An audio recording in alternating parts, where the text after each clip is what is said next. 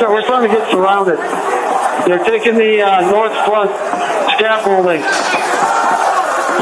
Unless we get more munitions, we're not going to be able to hold. The door has been breached, and people are gaining access into the Capitol. But you know what? We have got to finish the proceedings, or else they will have the complete victory. Senator Schumer is at a secure location, and they're locked down in the Senate. There has to be some way we can maintain the sense that people have that there's some security or some confidence that government can function and that we can elect the President of the United States. Did we go back into session? We did go back into session, but now apparently everybody on the floor is putting on tear gas masks to prepare for a breach. Well, I'm trying to get more information. They're putting on their tear gas masks. I can't. We need an area for the House members. They're all walking over now through the tunnels.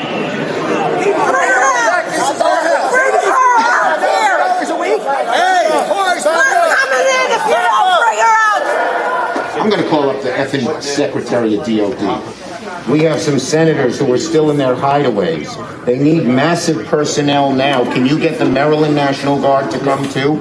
I have something to say, Mr. Secretary. I'm going to call the mayor of Washington, D.C. right now and see what other outreach she has to other police departments, as Leader Hoyer has mentioned.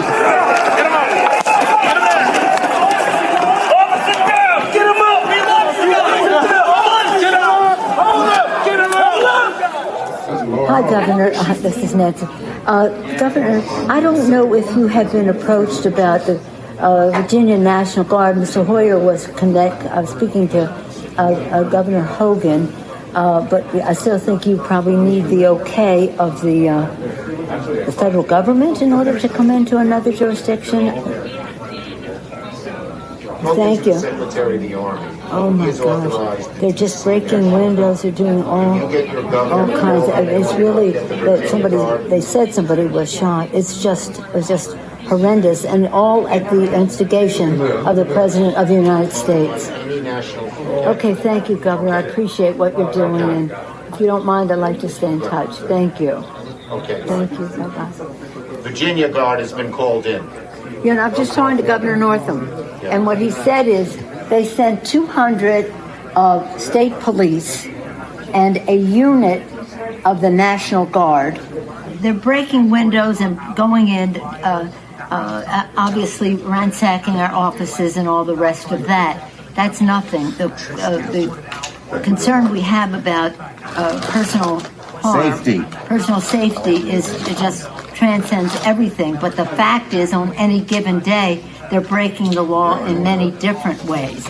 And quite frankly, much of it at the instigation of the President of the United States.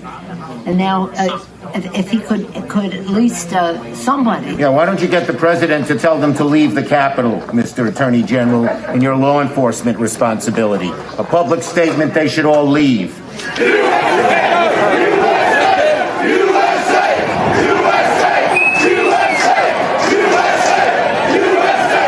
This cannot be just we're waiting for so-and-so. We need them there now, whoever you got.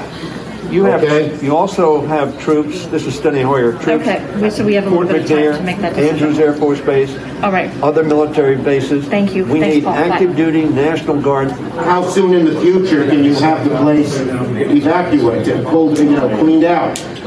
I don't want to speak for the leadership that's going to be responsible for executing the operation, so I'm not going to say that because they're on the ground and they're the experts. Well, just pretend for a moment it was the Pentagon or the White House or some other entity that was under siege.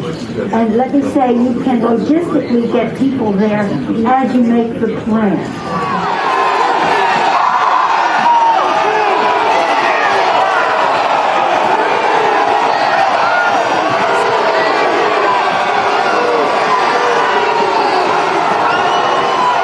we're trying to figure out how we can get this job done today. We talked to Mitch about it earlier.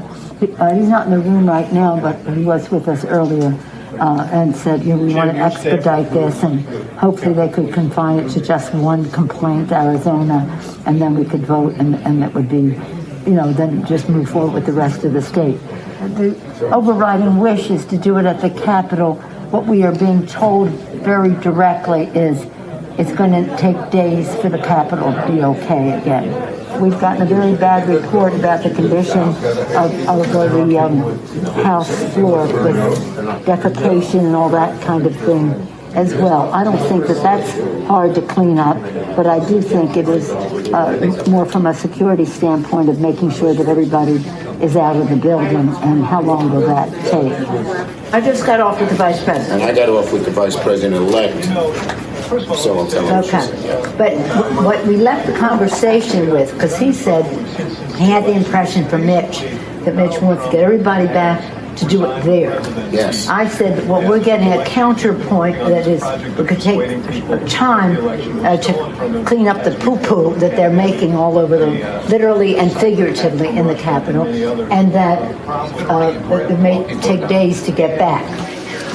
And I'm at the Capitol building. I'm literally standing with the chief of police of the U.S. Capitol Police. He just informed me what you will hear through official channels. Paul Irving, your sergeant at arms, will inform you that their best information is that they believe that the House and the Senate will be able to reconvene in roughly an hour. Good news. Your sergeant at arms will be in touch about the process for getting members back into the building. Thank you very much, Mr. Vice President. Good news.